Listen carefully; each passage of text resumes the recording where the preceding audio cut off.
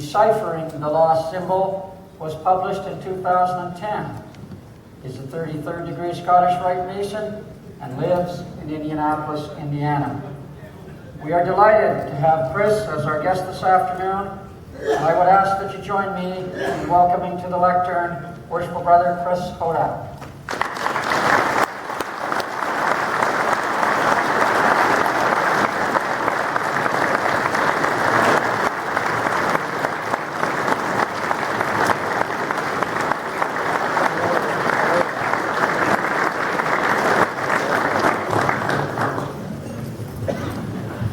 Thank you, Grandmaster and brethren all. It is a true honor to be here.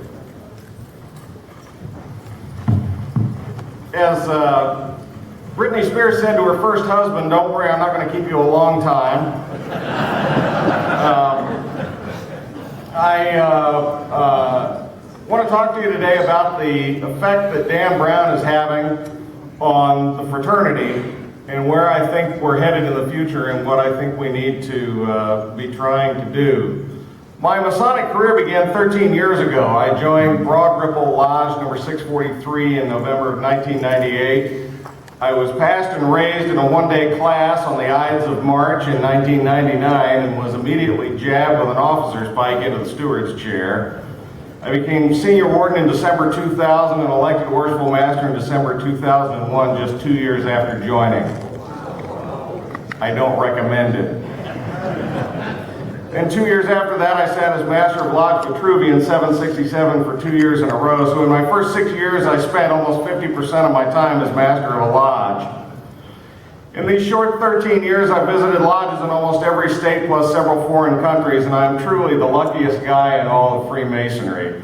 It's given me a chance to see an awful lot outside the borders of my own state. That's why it's a great honor to come and speak to you today and visit with you. I got to write all my books because of the threat of Dan Brown. 8 years ago, Dan Brown said that the sequel to the Da Vinci Code would be about the Masons in Washington, D.C., then he kept the publishing world on pins and needles waiting for it. So for 6 years, we got stacks of books about Freemasonry from mainstream publishers, TV shows, the movie National Treasure, and more, all hoping to cash in on Brown's sequel, the book that was released eventually as The Lost Symbol. Released September 15, 2009, Brown's The Lost Symbol is a 509-page love letter to the fraternity of Freemasonry. Every Mason needs to read it because it may very well be where the majority of our new members for the next 10 years first learned about us. Up until a few years ago, most Americans had no opinion about us at all. Our job wasn't just attracting new men, it was teaching society about who we are. Because of almost 3 generations of men who never joined the fraternity, we fell off of society's radar screen. Well, not anymore. The Lost Symbol sold 1 million copies in its first day. That's likely to about 990,000 people who really didn't know who or what the Freemasons were, who were reached on its very first day of sales. It sold 2 million in its first week. The initial English language version print run was 6.5 million copies, with 5 million in the US alone, followed by another 4 million paperbacks. When it was released in paperback in England, it set a record for the most copies of a novel ever sold in a week. Not bad for a dumb novel that gives a pretty truthful explanation about Freemasonry, especially in a country that's culturally very suspicious of Freemasons. The great news is this book doesn't present Masons as treacherous, bald-headed, cat-stroking supervillains, but is almost reverential in its treatment of the fraternity.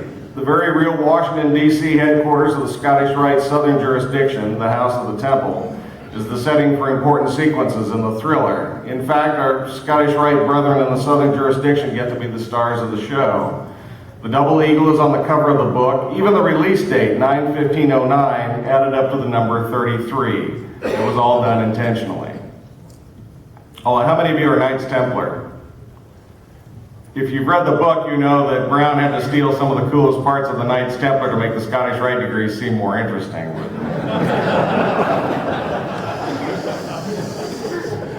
You've heard of a sonic boom. Well, I think we're poised for a Masonic boom, brethren. Dan Brown and the thread of his book almost single-handedly created new interest in the fraternity.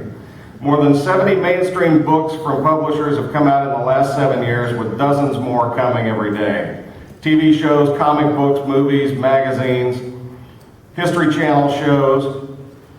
The movie version of the book is due to be released next year with the same team that made the Da Vinci Code and Angels and Demons. And those two films combined made over $1 billion at the box office. 9 months after that will be a DVD release. So, brethren, we know how the movie goes, we know how it ends, we know where it takes place, we know everything about it, and the only thing that's up in the air is the exact release date. If we can't capitalize on that, there's something very wrong with us. Now, some will say, who cares? It's only a novel. Well, here's why the potential influence of this book needs to interest us. In May of 2006, a Catholic group calling itself the Da Vinci Code Response Group sponsored a survey of 1,000 adults in the United Kingdom. The Da Vinci Code at that time had been read by 22% of all adults in Britain. A massive 60% of the adults polled believed that there was truth to the claim that Jesus had married Mary Magdalene and had a child after reading Brown's book, compared with just 30% of those who hadn't read it. That's the power of a dumb novel. In the first 3 days after the lost symbol was released, the Grand Lodge of Missouri received 25 phone calls looking for information on how to join a lodge.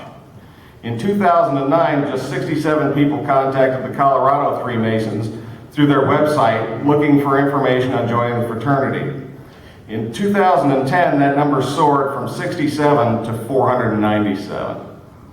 Now, it could be that Freemasonry has turned a corner, it could be the Dan Brown effect, the explosion of social media, or just an unprecedented amount of exposure in the media to Masonry that's resulted in these kinds of increased contacts.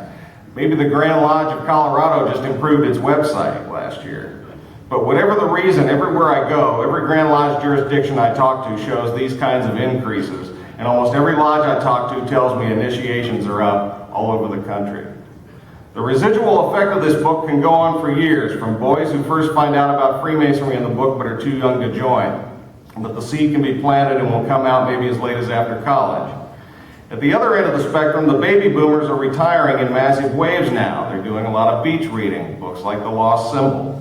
They haven't been joiners historically in the past, but their father or their grandfather was a Mason, and the book could set off a spark. I'll tell you a little later on why I joined the fraternity, but it had to do with my father-in-law's funeral, but my brother-in-law went through the same experience. He saw the same funeral service, and it just took him about 10 years longer to decide to join a lodge down in Texas 2 years ago. Now, most of his life, he was pretty unengaged by society. I mean, face it, he wanted to be a garbage collector because he thought they only worked 1 day a week. Yeah, some of you thought that too. What did he tell me? He said, I've never joined anything in my life. My parents joined the Boy Scouts for me. But I've missed an awful lot in life with that kind of an attitude, and I want to be part of something more important than just me. Anecdotally, I'm seeing more and more men in their 20s and 30s bringing their 60 and 70-year-old baby boomer fathers into their lodges. I'm telling you, brethren, this could be bigger than we imagine over a long period of time if we allow ourselves to succeed. And if we're careful about how we present our image, because there is a struggle going on now around the Masonic world that's wrestling over the very definitions of what Freemasonry is. It's funny, we sometimes tend to think of English Masons as our betters. We get fooled by the accents, face it.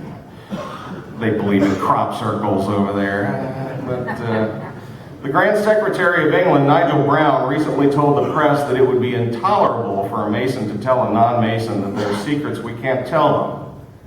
Intolerable. That cuts the very heart right out of the essence of the fraternity. Of course we have secrets that each man must find for himself. Secrecy is a symbol of our honor. There's greater interest in Freemasonry right now than in the last 5 decades, but if prospective men are told, really, it's just a big happy charity with some silly rituals and these wacky aprons, no big deal, how many would bother to petition? Why should they? Now, some think the fraternity needs to get much smaller. I disagree. I'm not one of those guys who thinks the best experience is 10 guys marching in their socks around somebody's living room pronouncing that the rest of the Masonic world is doing it all wrong. I want us to grow again and take our proper place at the center of our communities. That won't happen if no one knows who and what we are. That's our job, yours and mine, every single day. And professional men, business leaders won't stand for amateur night at the Ritz, fiscal incompetence, or having their time wasted arguing over whether to fix the roof or raise the dues by $2 a year. As wonderful and laudable as our charities are, Freemasonry isn't about CHIP programs, hospitals, ambulance services, or retirement homes. Freemasons support these things, but they should never define what we are. Freemasonry isn't a charity or a church or a business, but it seems that some of our members disagree on just exactly what it is. So I tell Masons everywhere to work on their elevator pitch so they don't get caught tongue-tied when someone asks what Masonry is all about. Not some canned Grand Lodge speech memorized from the back of a brochure. Tell a man why you joined. Tell him why you come back to Lodge every week and give up your free time and your treasure to do this. What it means and why it means it to you, because that's the story that he wants to hear. He wants to hear why a man that he admires or is related to or works with every day does this thing called Freemasonry. The next time you walk into your lodge, do it with the eyes and ears you had the very first day you decided to become a Mason. I want you to try to forget everything else you've experienced in Masonry, good and bad, and fixing your mind. Why did I join? What was I seeking? What did Freemasonry offer that I just had to be a part of? That's the starting point of where to begin to lead your own lodge to a successful future. To do all you can to make it the lodge you expected it to be. Little girl went up to her grandfather and said, "Grandpa, can you make a noise like a frog?" And he said, "Well, yes, honey, I think I can. Why do you ask?" And she said, "Well, Dad says when you croak, we get to go to Disneyland."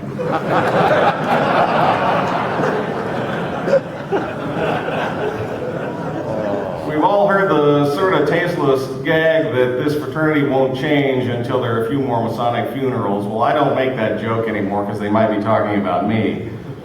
But anybody who says this fraternity needs to change hasn't been looking around. Part of it is cultural, part of it is technological, and part is generational. But the Freemasonry we're living through today is definitely not our grandfather's fraternity. It's changing at a rapid rate right now.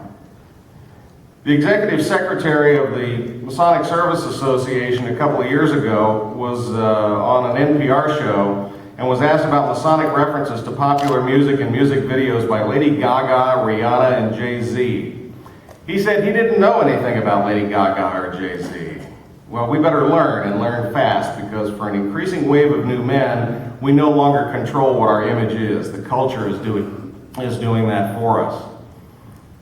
A friend of mine sent me a link to a website of a Prince Hall Lodge in Illinois, and he was absolutely aghast over what he saw on the website. It featured a video of Masonic symbolism set to rap music about the lodge, Olive Branch number 94 in Chicago. Well, whether Olive Branch's music or their video appeals to your taste or not, every lodge has its own personality. Olive Branch Lodge knows who their target audience is, and that new members come from the friends and families of their existing members. That's who they're appealing to. And every lodge that has an active lineup of new candidates and a regular rotation of officers coming through is going through a major evolution in programs, interest, vision, and personality right now. That means a lodge can be a very, very different place in as little as 5 years. The internet and social networking like Facebook are allowing that evolution to happen at a faster rate than ever before in the history of the fraternity, as ideas are shared all around the Masonic world instantly. Long forgotten Masonic books that haven't been available in dozens and even hundreds of years are now available on Google, Kindle, and iPad. We have greater opportunities for Masonic education than at any time in our history. I keep saying we live in exciting times. We have greater variety among lodges than at any time in our history.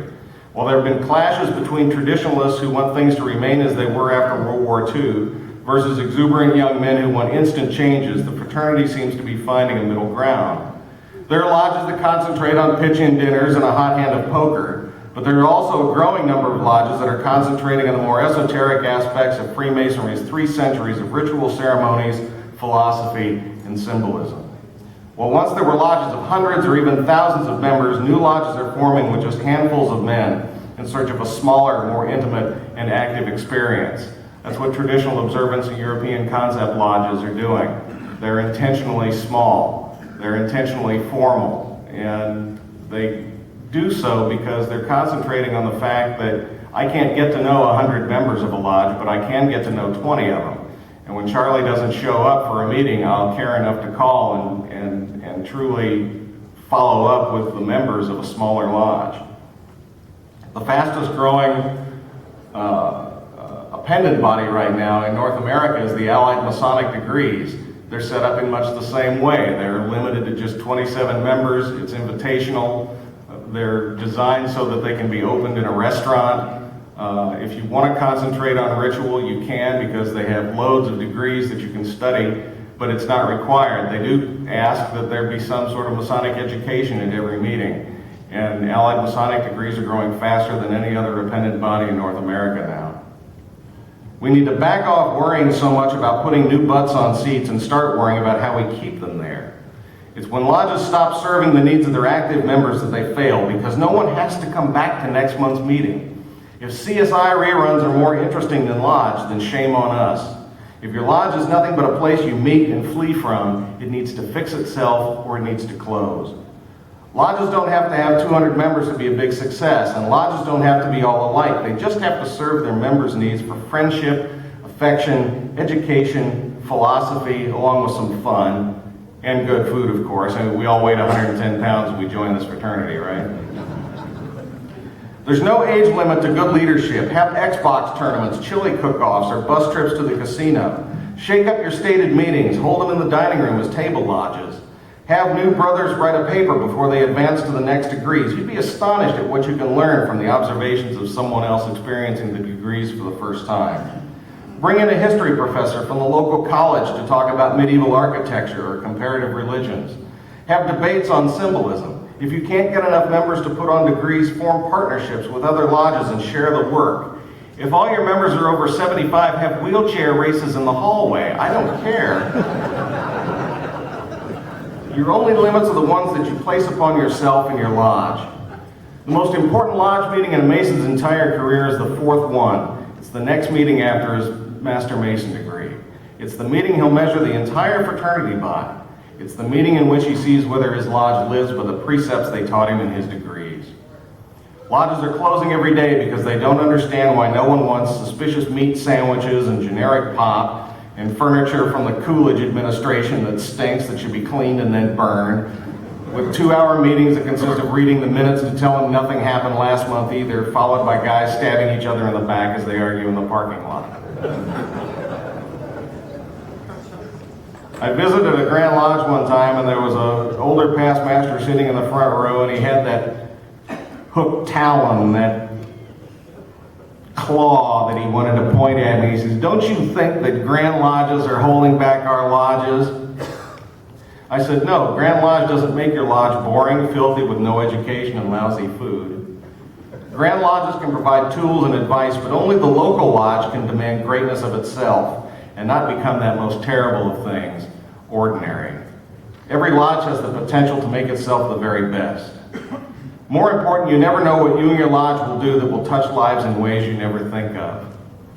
I told you I'd tell you why I joined the fraternity. My father-in-law lived in Indianapolis most of his life, but for whatever reason he decided to retire to Dallas, Texas. So he and his wife moved down to Dallas, and they lived there for about 15 years. And when he passed away, my wife and I went down to Dallas to set up his funeral. At that point, he had been a 50-year Mason, but he didn't attend a lodge down in Texas. He was very involved in the Veterans of Foreign Wars and the American Legion. And they had hundreds of friends down there in those organizations. So we set up the funeral service, and on a Sunday night before the Monday funeral, my wife said, "You know, Dad's a Mason, and I think they do some sort of a funeral service." And I didn't know. I wasn't a Mason. Nobody in my family had ever been a Mason, and I didn't know. And I said, "Well, let me see what I can do." So I pulled out the Dallas phone book, and I started calling every Masonic lodge that I could find. And I finally, God loved lodge secretaries. I found one working late on a Sunday night. And I told him the situation, and he said, "Well, that's pretty short notice. I'm not so sure I can do anything. Give me the information, I'll see what I can do." So we didn't hold out a lot of hope.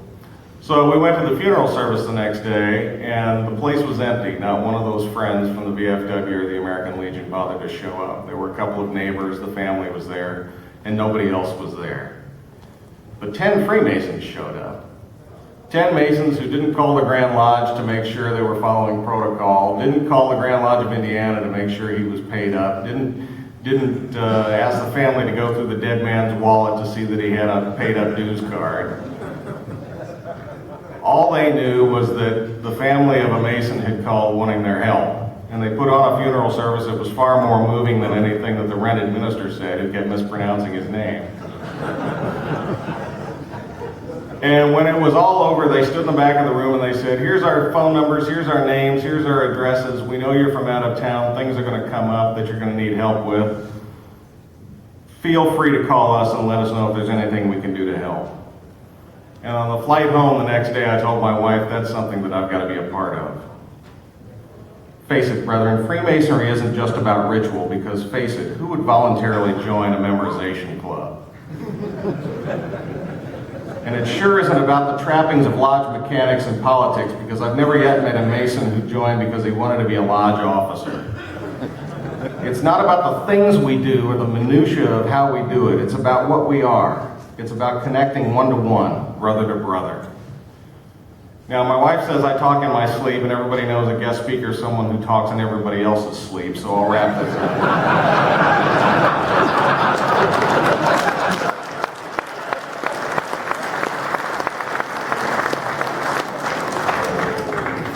Brethren, Freemasonry is not ordinary, and I can tell you stories from all around the world to prove it. The Grand Lodge of New York somewhat secretly operates 10 lodges in Lebanon and Syria.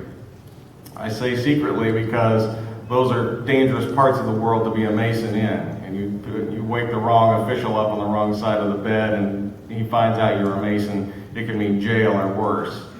And yet, I got an email from the master of a lodge in Damascus, Syria, who wanted 10 copies of Freemasons for Dummies to give to his officers.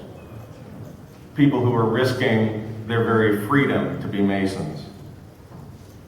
In England, up until last year, for 12 years, if you were a member of the judiciary, if you were a police officer, you had to publicly state that you were a Freemason, not a member of a rugby team or a stamp collecting club or even the IRA.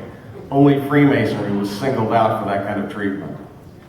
During the Holocaust, more than 80,000 Freemasons were killed in the camps just for the crime of being Masons. Masons fight every day around the world for the privilege of putting on a Masonic apron. That's something that we take for granted, I think, sometimes. The leaders of tomorrow are in this room. Don't ever make the mistake of thinking that you as an individual Mason can't influence Freemasonry, that the work of just one Mason can't make a difference, even a dummy.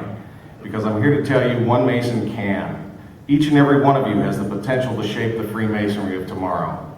It's truly an exciting time to be a Freemason. We've been given a new chance that masters have laid awake nights dreaming of, and we have so much to offer, something legendary, something extraordinary, something mythical. The Freemasonry that has inspired millions of men the world over, the Freemasonry that inspired you to join. That same Freemasonry is about to be introduced to a massive new wave of men. With one book, Dan Brown has done more than any membership committee or Grand Lodge PR department ever could. The lost symbol has the potential to affect this fraternity more than any development in the last 60 years. Yeah, Dan Brown has made us seem more mystical, maybe more interesting than your lodge really is. If you didn't have the motivation before, now's your chance to make it the very best it can be. When we have vision, when we believe this fraternity can truly build temples in the hearts of men, when we believe in the power to change society and the world around us by making better men one Mason at a time, Freemasons can and do and will accomplish great things. Freemasons have been making and shaping history for more than 300 years. I think we're poised to make history all over again. Thank you.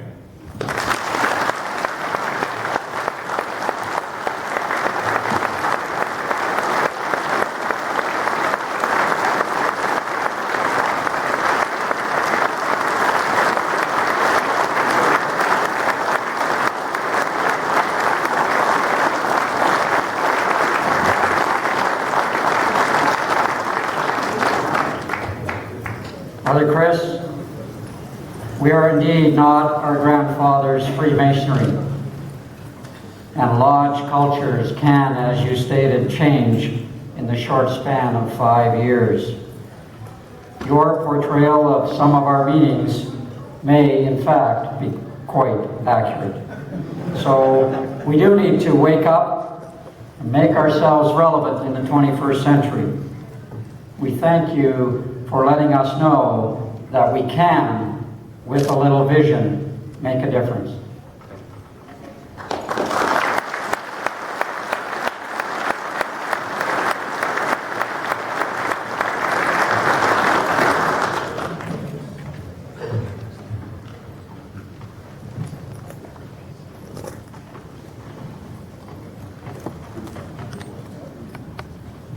Brethren, after Grand Lodge closes, Chris hopefully will be able to spend a few more minutes out in the lobby. He may even be able to